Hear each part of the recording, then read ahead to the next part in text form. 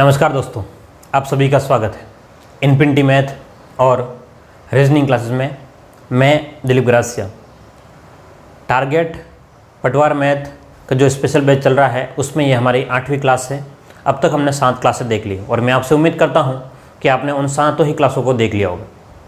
अब जो हम लोग 8वीं क्लास में देख रहे हैं जो लाभ हानि के बारे में देख रहे हैं। किसके बारे में? लाभ और हानि के बारे में देख रहे हैं। और अब तक हमने इसके बारे में एक क्लास देख ली है, यानी कि 7वीं जो क्लास देखी थी वो लाभ और हानि के बारे में बेसिक से समझा था।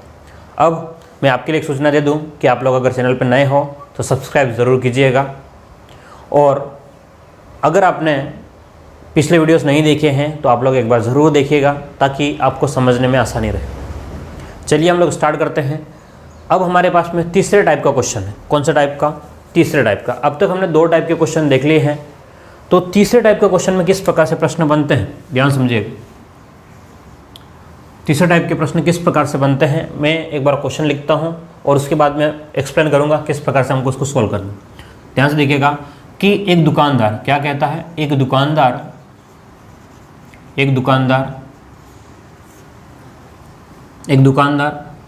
1 रुपये में 2 की दर से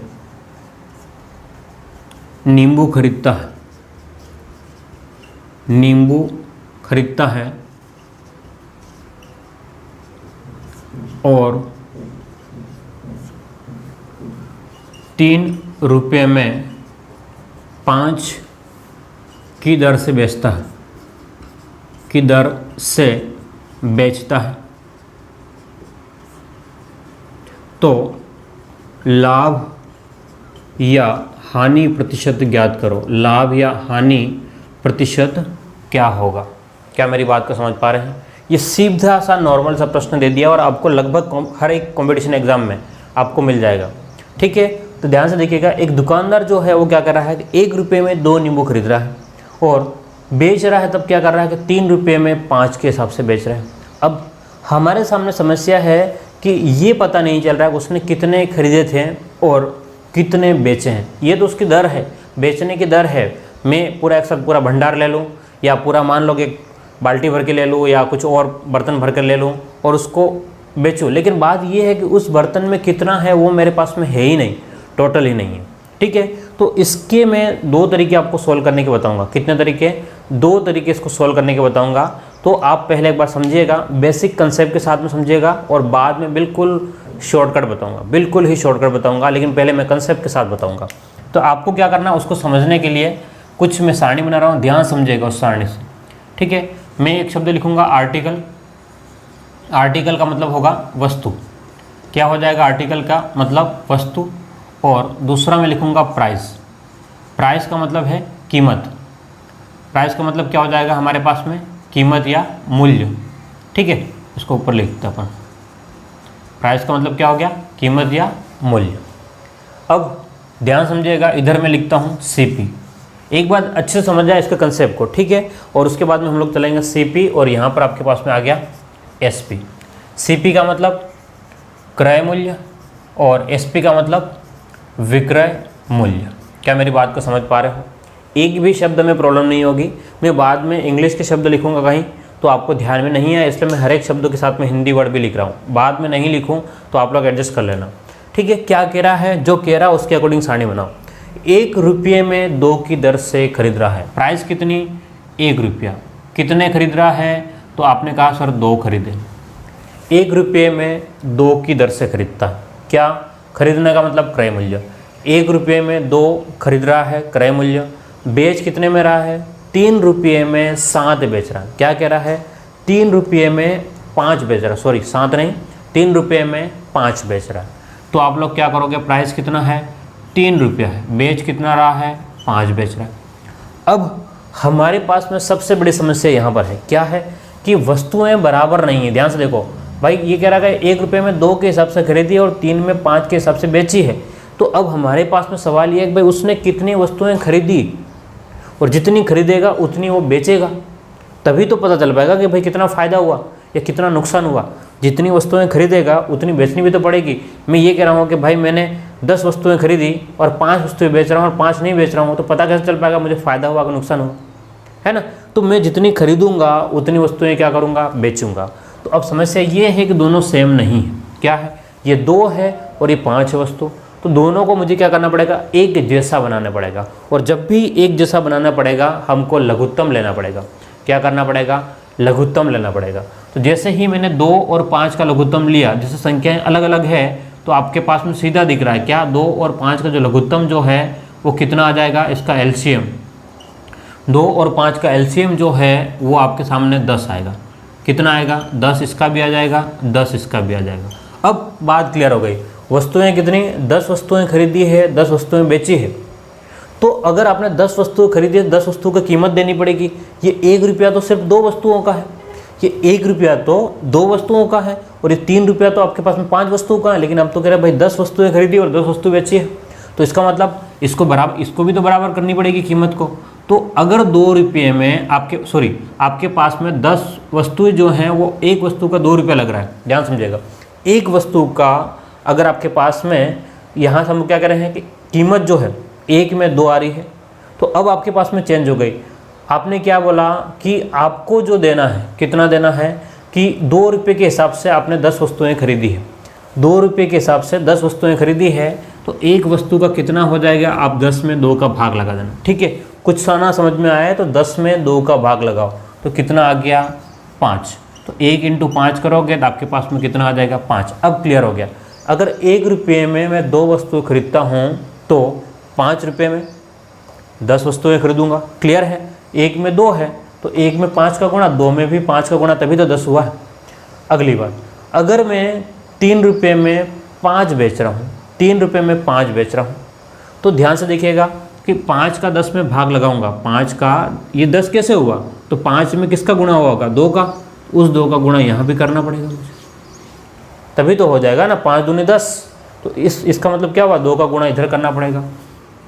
तो मैंने यहाँ गुणा किया, तो अब मेरे पास में कितना होगा, ध्यान से देखो।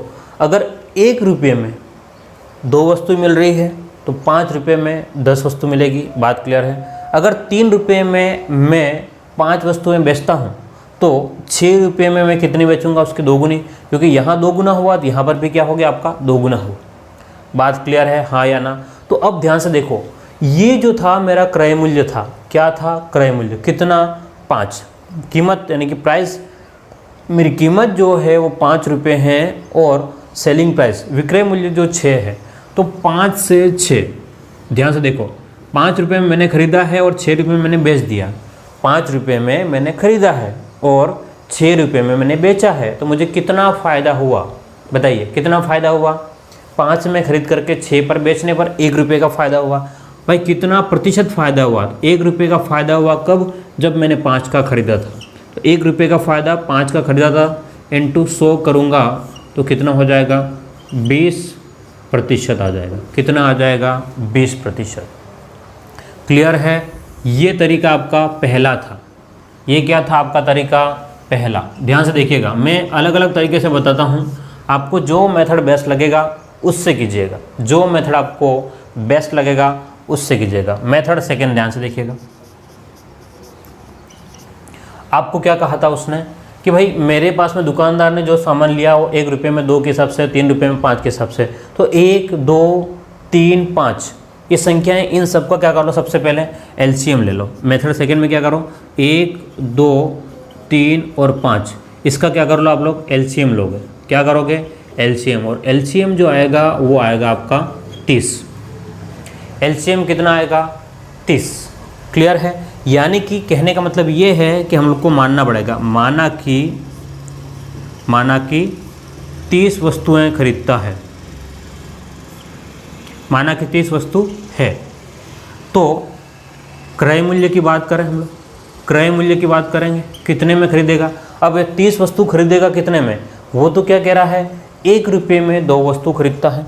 तो क्या करेगा, 1 रुपये में 2 वस्तु खरीदता है। अगर 1 रुपये में 2 वस्तु खरीदता है तो 30 वस्तु कितने में खरीद लेगा, 1 रुपये में 2 वस्तु, 1 रुपये में 2 वस्तु, तो 30 रुपये में कितने वस्तु, ध्यान से देखिएगा। तो 30 रुपये नहीं, 30 वस्तु कितने में खरीदेगा, तो आपको हो गए 15, कितने में, 15 में। बात को समझिएगा वापस से, ठीक है। थोड़ा सा वो बोलने में थोड़ा सा प्रॉब्लम हो गई कि क्या कह रहा है कि आपके पास वस्तुएं कितनी हो गई 30। ये कह रहा है कि भाई 1 रुपये में मुझे 2 मिलता है, 1 रुपये में मुझे 2 वस्तुएं मिलती है, तो 30 वस्तुएं मुझे कितने रुपयों में मिलेगा, है ना। 30 वस्तुएं मुझे कितने रुपयों में, तो आप कहोगे भाई 15 रुपये में हो जाएगा। कितना हो जाएगा, 15 रुपये में। अब विक्रय मूल्य की बात कर लें हम लोग, विक्रय मूल्य की बात करें तो क्या होगा, विक्रय मूल्य क्या कह रहा है कि भाई 3 रुपये में मैं 5 वस्तुएं बेचता हूँ, इनटू में 30 करूँगा तो कितना हो जाएगा, तो 18 रुपये। कितना हो गया, 18 रुपये। यानी कि मेरा CP का मतलब क्रय मूल्य और SP का मतलब विक्रय मूल्य। मेरा CP जो है, ध्यान से देखिएगा, ध्यान से, मैं क्या कह रहा हूँ कि हमारा जो क्रय मूल्य जो है, क्या क्रय मूल्य 15 था, विक्रय मूल्य 18। मैंने खरीदा 15 में, बेचा 18 में, कितना फ़ायदा हुआ मुझे, 3 का फ़ायदा हुआ। 3 का फ़ायदा हुआ किसके ऊपर, 15 के ऊपर। 15 में खरीदा, 18 में बेचा, 3 का फ़ायदा हुआ 15 के ऊपर, इंटू 100 करूँगा तो 3 के पाड़े से 5 बार और 5 दूने 10 और 0, तो ये आपका आ गया 20%। कितना आ गया, 20%। क्या मेरी बात को समझ पा रहे हो। इस सेकेंड तरीके में क्या करना है आपको, 1 2 3 5 जो दिया गया है, 1 2 3 5, इन सब का LCM ले लो और जो आया वही क्या है, वस्तु है। टोटल वस्तुएं हो गई, कितनी वस्तु हो गई, 30। अब ये कह रहा है कि भाई 1 रुपये में 2 वस्तु खरीदता है, 1 में 2 तो 15 में 30, तो 15 में 30 वस्तु। अब क्या कह रहा है कि 3 में 5 बेचता है, 3 में 5 बेचता है, तो इसका मतलब टोटल कितने 30 वस्तुएं कितने में बेच देगा, तो कहेगा 18 रुपये में बेचेगा।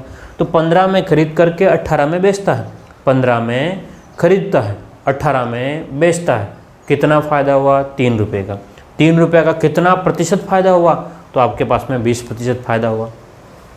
ठीक है, तो ये आपके पास में सेकेंड मेथड था। अब अगर ये दोनों मेथड अगर आपको नहीं आए हैं, ठीक है, मैं क्या कह रहा हूँ, ये दोनों ही मेथड अगर आपको नहीं आए हैं तो कोई टेंशन नहीं, एक और मेथड बताता हूँ। थर्ड मेथड देखिए ध्यान से, तीसरा तरीका देखिएगा, उसमें आपको जोर नहीं आएगा, इसमें आपको बिल्कुल जोर नहीं आने वाला। ठीक है, अगर आपसे ये नहीं हुआ है, ये नहीं हुआ है, अब ध्यान से देखो, हम क्या करते हैं, अगर मान लो, समझिए बात को पहले एक बार, कि अगर मैं 20 रुपये में 4 वस्तु खरीदता हूँ, 20 रुपये में 4 वस्तु खरीदता हूँ, तो एक का कितना कीमत है, तो एक का कीमत कितना हो जाएगा, आपको हो गया 5 रुपये। बात समझ में, यानी कि ऊपर क्या है, पैसा है, ऊपर क्या है आपका पैसा है, और नीचे क्या है आपकी वस्तु। क्या मेरी बात को समझ रहे हो। अगर 20 रुपये में मैं 4 वस्तु खरीदता हूँ तो एक वस्तु का कितना होगा, 5 रुपये में, 5 रुपये में 1 मिलेगी, 10 रुपये में 2, 15 में 3 और 20 में 4। ठीक है, तो 20 रुपये में 4 वस्तु खरीद रहा हूँ, तो एक की कीमत कितनी, तो 5 रुपये। तो यहाँ इस वाले तरीके में हमें क्या, एक वस्तु की कीमत निकालनी होती है। क्या करना होता है, एक वस्तु की कीमत निकालनी होती है। ध्यान से देखिएगा, मैं इसी फॉर्मेट को यूज़ करने वाला हूँ। क्या कह रहा है क्वेश्चन, कि एक दुकानदार, और बाकी क्वेश्चन भी इसी तरीके से करने वाला हूँ, बाकी क्वेश्चन भी इसी तरीके से करूँगा, इन दोनों तरीके से मैं नहीं करने वाला हूँ। ठीक है, मैंने आपको तरीके और बेसिक कंसेप्ट बता दिया। ठीक है, समझना आपकी जिम्मेदारी है, इसको कौन से करना आपकी जिम्मेदारी। ठीक है, एक दुकानदार 1 रुपये में 2 की दर से खरीदता है, यानी कि CP जो है वो क्या है, 1 रुपये में 2, क्रय मूल्य 1 रुपये में 2 है, अनुपात SP क्या बोलता है आपका, विक्रय मूल्य 3 रुपये में 5। क्या मेरी बात को समझ पा रहे हैं आप लोग। 1 रुपये में मैंने 2 वस्तु खरीदी, 3 रुपये में मैंने 5 बेची। अब इनका क्रॉस गुणा कर लो, वज्र गुणा कर लो, तो क्या हो गया, 5 एकम 5, 5 अनुपात कितना हो गया, 6। कितना हो गया, 5 अनुपात 6। आपने 5 में खरीदा, 6 में बेचा सॉरी, आपने 5 रुपये में किसी वस्तु को खरीदा है, 6 रुपये में किसी वस्तु को बेचा है। क्या कह रहा हूँ मैं, आपने 5 रुपये में किसी वस्तु को खरीदा, 6 रुपये में किसी वस्तु को बेचा, तो कितना फ़ायदा हुआ आपको, हो गया 1 रुपये का। कितने का फ़ायदा हुआ, आप क्या कहोगे, सर 1 रुपये का फ़ायदा हुआ। 1 रुपये का फ़ायदा मुझे किसके ऊपर, 5 के ऊपर, इनटू में 100 करोगे तो कितना आ जाएगा आपका, 20% आपका आंसर आ जाएगा। कितना आ जाएगा आपका, 20%। क्लियर है बात। तो ध्यान से देखिएगा, ये 3 मेथड बताने का मेरा सिर्फ एक ही उद्देश्य है कि आपको बेसिक कंसेप्ट जो है वो क्लियर कराना। ठीक है, कभी आप एग्ज़ाम में फंसो, अगर मैं आपको सिर्फ यही कहता कि भाई आपको ऐसा करके ऐसा करना है, तो आप लोग कहोगे कि सर ऐसा कैसे हो, है ना। तो मैंने आपको दोनों ही अलग अलग तरीके से बता दे भाई, इस तरीके से करोगे तब भी हो जाएगा, इस तरीके से। यहाँ पर इन सब में क्या वस्तु इक्वल करी, यहाँ पर हमने 10 वस्तुओं को इक्वल किया था, यहाँ पर 30 वस्तु लेकर के किया था, और यहाँ पर एक एक को इक्वल किया, बात एक ही है ना। मतलब आपको वस्तुएं बराबर बनानी ज़रूरी है। क्या करना है, वस्तुएं बराबर बनानी ज़रूरी है, ठीक है। उसी के रेफरेंस में आपका क्वेश्चन हो पाएगा। तो उम्मीद करता हूँ आपको ये तरीका समझ में आ गया होगा। अब हम लोग जो है वो इस वाले तरीके पे जाएंगे, ठीक है। मैं सारे अब जो क्वेश्चन कराऊंगा वो इस पे ऊपर कराऊंगा। अगर आपको अभी भी समझ में नहीं आया तो आप लोग बने रहिए, और हम लोग आगे देखेंगे 2-3 क्वेश्चन और आपके पास में और क्लियर हो जाएगा, ठीक है। चलिए आगे देखते हैं। चलिए, तो हमने ये कहा था कि टाइप 3 में हम लोग कुछ और क्वेश्चन को आगे देखते हैं। तो अगला क्वेश्चन आपके सामने है, क्या कह रहा है कि एक दुकानदार जो है 10 रुपये में 11 पेंसिल खरीदता है, ठीक है। सीपी का मतलब क्रय मूल्य, 10 रुपये में 11 पेंसिल खरीदी है और 11 में 10 उसने बेच दी है, तो उसको लाभ या हानि प्रतिशत ज्ञात करो, ठीक है। तो मैं दोनों ही तरीके से आपको बताता हूँ, एक बार तो दोनों ही तरीके से आपको बताता हूँ कि अगर किसी को समझ में नहीं आया हो। तो सबसे पहले हमारे पास में क्या होता है, आर्टिकल होगा। क्या होगा, आर्टिकल यानी कि वस्तु है, और यहाँ पर हम लोग क्या लिखते हैं, प्राइस लिखते हैं। आर्टिकल और वस्तु है, और ये हमारे पास में सीपी, और यहाँ पे हमारे पास में एसपी, ठीक है। बात को समझिएगा, आर्टिकल यानी कि वस्तु, आप लोग हिंदी में लिखना चाहो तो प्राइस यानी कि कीमत, ठीक है। तो क्या कह रहा है कि भाई दुकानदार 10 रुपये में 11 पेंसिल खरीदता है, तो 10 रुपये में 11 पेंसिल खरीदी, 10 रुपये में 11 पेंसिल खरीदी है, और क्या कह रहा है 11 रुपये में 10 बेच देता है, यानी कि 11 रुपये में 10 बेच देता है। क्लियर है। तो यहाँ से एक बात क्लियर हुआ था, ध्यान से देखना। मैं क्या कह रहा हूँ, अभी एक और कंसेप्ट बताने वाला हूँ इसके बीच में। तो आपको क्या करना है, इन दोनों का एलसीएम लेना है, इन दोनों का एलसीएम तो 11 गुणा ही करना है, एक्चुअल में इन दोनों का गुणा ही होता है। तो 11 में 10, 11 और 10 का एलसीएम करोगे तो आप लोग कहोगे 11 दाम 110, कितना आ रहा है 110। इसका भी एलसीएम कितना आ रहा है आपके पास में 110। अब आप ये कह रहे हो कि अगर 110 में 11 वस्तुएं मिल रही है तो एक कितने में मिलेगी, तो 110 में 11 का भाग लगाओगे तो आपको पता चलेगा कितने में, 10 में। 110 में 11 का भाग लगाओगे तो कितना, तो आपके पास में कितना आएगा 10, और 10 × 10 ये कितना हो गया 100। दूसरी बात क्या, अगर 10 वस्तुएं जो है वो 110 रुपये मिल रही हैं तो एक का कितना हो गया, ठीक है। तो आप लोग कहोगे सर 110 में 10 का भाग लगाया, 110 में 10 का भाग लगाया तो आपके पास में आया 11, तो गुणा किया तो 121। अब बात आपके सामने क्लियर हो गई।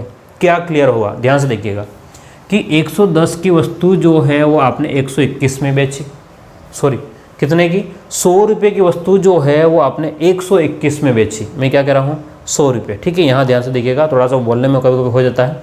100 रुपये की वस्तु जो है वो हमने 121 में बेची, तो कितना ज़्यादा में बेचा, ध्यान से देखना।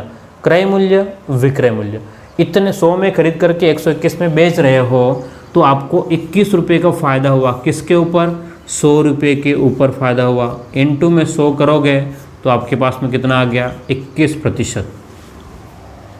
क्या एक बात यहाँ पर आपने नोटिस करी, क्या ध्यान से देखना, एक बात जो मैंने यहाँ से जो फिल किया वो क्या आया, ध्यान से देखा। 110 और 121 जो आया ना वो कैसे आया, एक्चुअल में क्या हुआ कि हमारे पास में तो सिर्फ ये आंकड़े थे। क्या था कि 10 रुपये में 11, 10 रुपये में 11 वस्तुएँ, 10 रुपये में 11 वस्तुएँ हमने खरीदी है और 11 रुपये में 10 बेची है। तो एक्चुअल में जो हुआ वो ध्यान से देखिएगा, इसका गुणा इसमें क्या, 10 × 10, तो 10 × 10 तो ये क्या हुआ था 100, ध्यान से देखो। और 11 का गुणा यहाँ किया तो 11 × 11 121 हुआ था। कितना हुआ था 121, यही तो हुआ है। ये यानी कि अपने मन में एक बात समझ लेनी है, मन ही मन, कि भाई हमने एलसीएम ले लिया है। क्या समझ लेना है, मन ही मन, कि हमने एलसीएम ले लिया है, वस्तुएं बराबर कर ली है, और उसके बाद में इसका क्रॉस गुणा कर लो। क्या बात समझ रहे हो मेरी बात। तो हम क्या कर रहे हैं, 10 का गुणा इधर किया तो 100, 11 का गुणा इधर किया तो 121। तो बस आपको ध्यान में रखना है। तो हम कितना बढ़ गए, तो आप कहोगे सर 21 बढ़ गए, तो 21/100 करेंगे × 100 तो आपके पास में 21% आ जाएगा। तो ये आपका सेकंड तरीका हो गया। एक और तरीका ध्यान से देखो, एक और तरीका ध्यान से देखो। हम क्या कह रहे हैं कि 10 रुपये में 11 वस्तुएं खरीदी है, अनुपात क्या है, 11 रुपये में 10 बेची है हमने। ये आपका क्रय मूल्य, ये आपका विक्रय मूल्य, CP और SP। अब आप वज्र गुणा करोगे तो यहाँ इसका गुणा हो गया 10 × 10 तो 100 अनुपात 11 × 11 121। 100 रुपये की वस्तु 121 में बेचने पर कितना प्रतिशत लाभ हुआ, तो 21/100 × 100 करोगे तो आपके पास में 21% आ जाएगा। कितना आ जाएगा? 21%। क्या मेरी बात को समझ पा रहे हो? तो कहने का मतलब ये है कि क्वेश्चन की लैंग्वेज आपको एक बार क्लियरली समझ लेनी चाहिए, और दूसरी बात में ये है कि फिर एक बार लैंग्वेज समझ में आ गई, अब मैं यहाँ पर लैंग्वेज लिख नहीं रहा हूँ, लेकिन आपके पास में क्लियर होता जाएगा कि क्या चीज़ें हो रही। ठीक है, एक और क्वेश्चन देखिए, फिर हम लोग अगले टाइप पे चलते हैं। जल्दी से एक क्वेश्चन देख लीजिएगा ताकि मुझे अंदर से फील हो जाए कि आपको अब समझ में आ गया होगा, फिर हम लोग आगे निकलेंगे। ठीक है, चलिए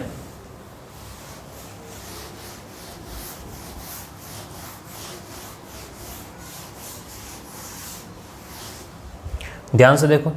अगला क्वेश्चन क्या कहता है आपसे कि 2 रुपये में 3 की दर से खरीद करके, क्या कह रहा है, 2 रुपये में 3 की दर से खरीद कर,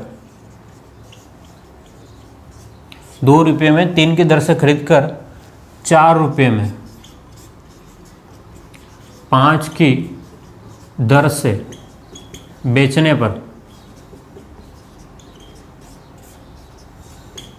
4 रुपये में 5 की दर से बेचने पर लाभ या हानि प्रतिशत ज्ञात करो। लाभ या हानि प्रतिशत जो भी हो रहा हो वो आपको निकालना है। क्या आप समझ रहे हो मेरी बात को? अब मैं फटाफट करने वाला हूँ, ध्यान से देखिएगा। मेथड पहला देखिएगा, मेथड पहले में भी मैं पूरा नहीं लिखने वाला हूँ। फर्स्ट मेथड में देखो ध्यान से, क्या कह रहा है कि पहले आपके यहाँ पर क्या होता है, प्राइस होता है, और यहाँ पर क्या होता है, आर्टिकल होता है। ठीक है, यहाँ पर क्या होता है, आर्टिकल और इधर प्राइस होता है। ठीक है, तो प्राइस कितना है आपके पास में, 2 रुपये में 3 वस्तु खरीदी है और 4 रुपये में 5 बेची है। 2 रुपये में 3 खरीदी और 4 रुपये में 5 बेची। मैंने क्या बोला था कि आपको क्रॉस गुणा कर लेना है, तो 5 दूने 10, 5 दूने 10 और 3 चौक 12, तो कितना हो गया आपके पास में, 10 में खरीद करके 12 में बेचा, 10 में खरीदा 12 में बेचा। क्या मेरी बात को समझ पा रहे हैं आप लोग? 10 रुपये में कोई आदमी वस्तु खरीद रहा है और 12 में बेच रहा है, कितने का फ़ायदा, 2 का फ़ायदा, 10 पर इंटू 100 करोगे तो आपके पास में 20% आंसर आ जाएगा। कितना आ जाएगा, 20%। ठीक है, यहाँ आपको बराबर करने की ज़रूरत नहीं, और डायरेक्टली हो रहा है। और अगर आप लोग ये नहीं लिखो, सुनना ध्यान से, ये भी आपको नहीं लिखना है, प्रैक्टिस होने के बाद में आप लोग डायरेक्टली लिखोगे क्या, कि इसको बाद में इसको पहले, इस टाइप से आपको करना बस। ठीक है, ये कब पॉसिबल है, जब आपकी प्रैक्टिस हो जाएगी, इसको भी लिखने की जरूरत नहीं, 2 लाइन में आपका आंसर आ जाएगा। चलिए एक और तरीका क्या था, जो सेकेंड मेथड था हमारे पास में। सेकेंड मेथड देखिए ध्यान से, कि 2 रुपये में 3 की दर से खरीदता है, यानी कि पहले आपके पास में रुपये ऊपर वस्तु नीचे, अनुपात, ये आपका क्या हो गया, CP का मतलब क्रय मूल्य। 2 रुपये में 3 खरीद रहा है और SP विक्रय मूल्य क्या कह रहा है, 4 में 5 बेचता है। वज्र गुणा कर लो, 5 दूने 10 अनुपात 12, कितना, पहले आपके पास में 10 रुपये में था, अब 12 में बेच दिया। 2 का फ़ायदा 10 पर इंटू 100, 20%। क्लियर है, हाँ या ना? तो मेरे हिसाब से अब इस टाइप में आपको कोई प्रॉब्लम नहीं होगी। क्या, इस टाइप में अब आपको किसी भी प्रकार की कोई प्रॉब्लम नहीं होगी, और उम्मीद करता हूँ कि इसके जैसे जो भी क्वेश्चन आएंगे वो आप लोग कर लोगे। ठीक है, चलिए हम लोग अगले टाइप पे देखते हैं। अगला टाइप हमारे पास में किस प्रकार से आएगा और हम उसको कैसे सॉल्व करते हैं, चलिए देखते हैं। तो जैसा कि आपने देखा, अभी हमने टाइप 3 देख लिया। ठीक है, कौन सा टाइप, टाइप 3 हमने देखा अभी कि किस प्रकार से उसके प्रश्न आते हैं और हम लोग उसको कैसे सॉल्व करेंगे। अब टाइप 4 है, यहाँ पर थोड़ा सा क्वेश्चन में ट्विस्ट है। ठीक है, ध्यान से देखिएगा। देखो टफ नहीं है क्वेश्चन, टफ नहीं है, मैं इसको आपको समझाता हूँ, देखिएगा ध्यान से। और इसको सॉल्व कैसे करेंगे ये भी आपको बताऊंगा, और एक नहीं 2 तरीके से बताऊंगा। कौन सा तरीके से, 2 तरीके से, एक तो जो आप जानते हो उसी तरीके को, और एक दूसरा तरीका बताऊंगा। ठीक है, ध्यान से देखिएगा। कैसे, एक दुकानदार 10 रुपये में 11 के भाव से कुछ वस्तुएं या टॉफ़ियाँ खरीदता है, ठीक है, 10 रुपये में 11 खरीद ली। उतनी ही टॉफ़ियाँ 10 रुपये में 9 के भाव से और खरीदी, 9 के भाव से और खरीदी, ठीक है, और खरीदी, दोनों मिलाकर 1 रुपये प्रति टॉफ़ी, यानी कि 1 रुपये में 1 के हिसाब से उसने बेच दी। तो उसको लाभ हुआ कि नुकसान हुआ, बताओ, उसको फ़ायदा हुआ कि नुकसान हुआ, ये आप ज्ञात करो। और फ़ायदा और नुकसान हुआ तो कितना प्रतिशत फ़ायदा है नुकसान हुआ। अब आपके माइंड में एक सवाल आएगा कि क्या बेवकूफ़ी है, एक तो 10 रुपये में 11 के भाव से खरीदी और वापस 10 रुपये में 9 के भाव से खरीदी, और आप कहते भाई यही खरीद देता है 10 रुपये में 9 के भाव से, फिर वो उसमें पैसे क्यों दिए। लेकिन क्वेश्चन क्या, सिचुएशन कुछ अलग है, क्वेश्चन की सिचुएशन जो है वो कुछ अलग है। क्या है, जैसे कि मान लो कोई दुकान वाला जाता है मार्केट में, बाज़ार में, और जब चलते हुए जाता है तो कोई एक शॉप वाला मिलता है, वहाँ उसको पूछता है भाई कितने में दे रहा है, वो कहता है कि 10 रुपये में मैं 11 के भाव से दूंगा। दुकान वाला क्या कहता है, 10 रुपये में 11 के भाव से दूंगा। तो उसको मजबूरी है, उसके पास में चॉकलेट है नहीं, तो वो क्या कहता है, चलो ठीक है 10 रुपये में 11 के भाव से दे दी।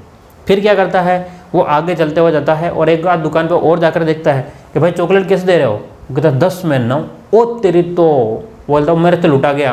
क्या बोलेगा, अरे मैं तो लुटा गया भाई, उधर से उसने 10 में 11 के भाव से दी। चलो एक काम करो, चलो तुम 10 में 9 के दे रहे हो, मेरे को और कुछ और जितनी वहाँ ली थी उतनी अब और ले ली, ताकि मेरा एवरेज है वो थोड़ा सा कम हो जाए, है ना। तो पहली वाली दुकान पे 10 में 11 के भाव से खरीद ली, अगली दुकान पे उतनी चॉकलेट 10 में 9 के भाव से खरीद ली। अब अपने घर ले गया, दोनों को मिलाया और फिर 1 रुपये में 1 के हिसाब से बेच दी।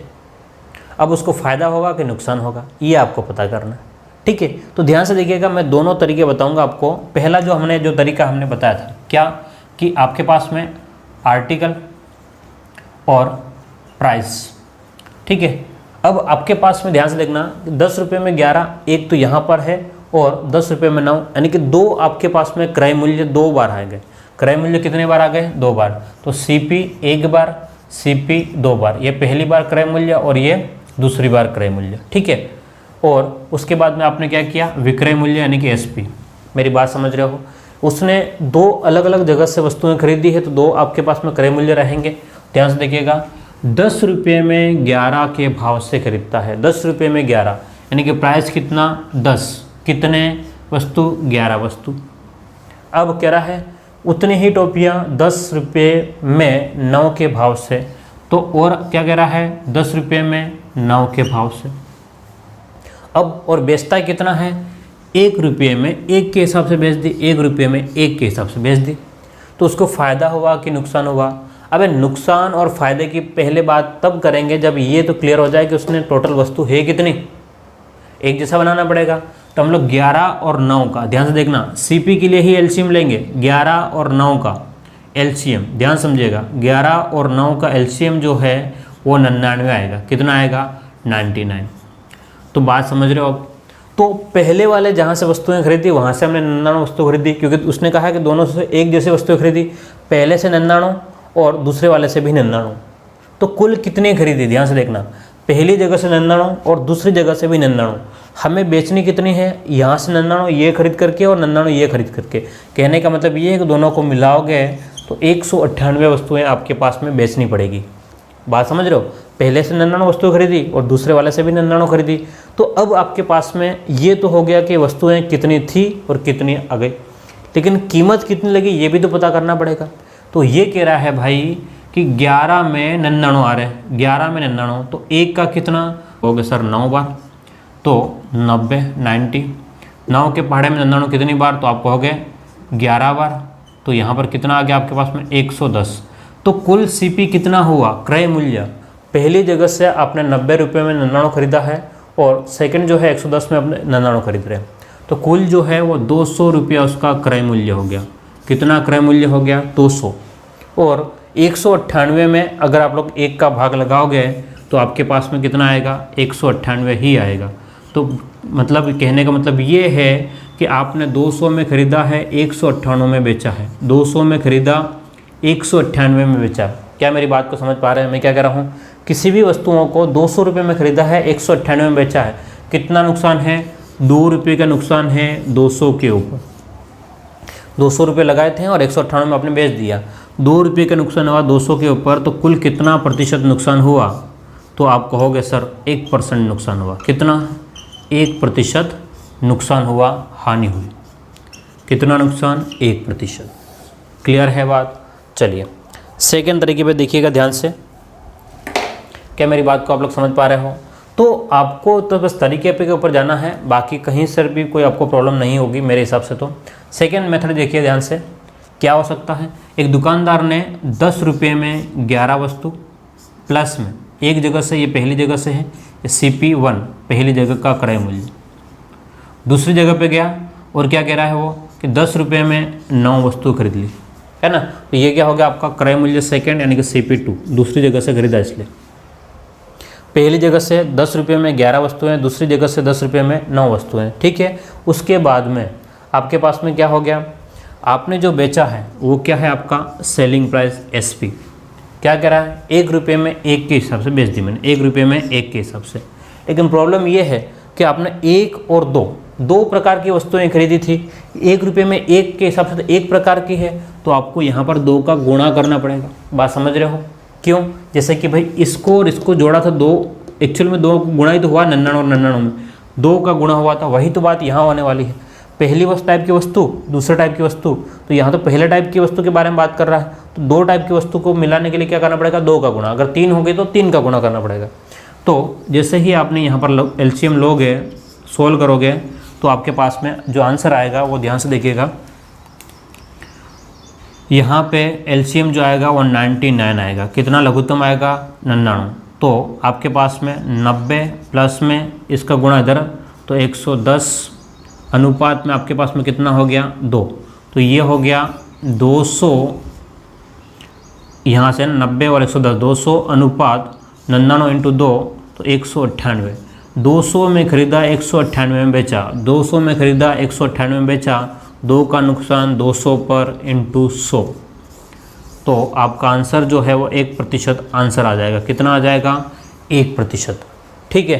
तो उम्मीद करता हूँ आपको ये दोनों ही टाइप जो है मैंने इसमें बताए हैं, ठीक है, समझ में आ गया होगा। कहीं कोई प्रॉब्लम नहीं होगी मेरे हिसाब से। अगर मैं जो कह रहा हूँ अगर आप मान के चल रहे हो तो आपसे क्वेश्चन हो जाएंगे। देखिए लाभ और हानि वैसे तो टफ लेवल के क्वेश्चन है, लेकिन मैं जिस तरीके से बता रहा हूँ आपके हो जाएंगे। थोड़ा सा आपको दिमाग लगाना पड़ेगा और कुछ नहीं, ठीक है। फिर हम लोग मिलते हैं अगली क्लास में अगले टाइप के साथ में। इसके जैसे जो भी आपके पास में क्वेश्चन है प्रैक्टिस ज़रूर कीजिएगा, इसको रिवाइज करके देखिएगा, तभी समझ में आ पाएगा। फिर मिलते हैं अगली क्लास में। Thank you.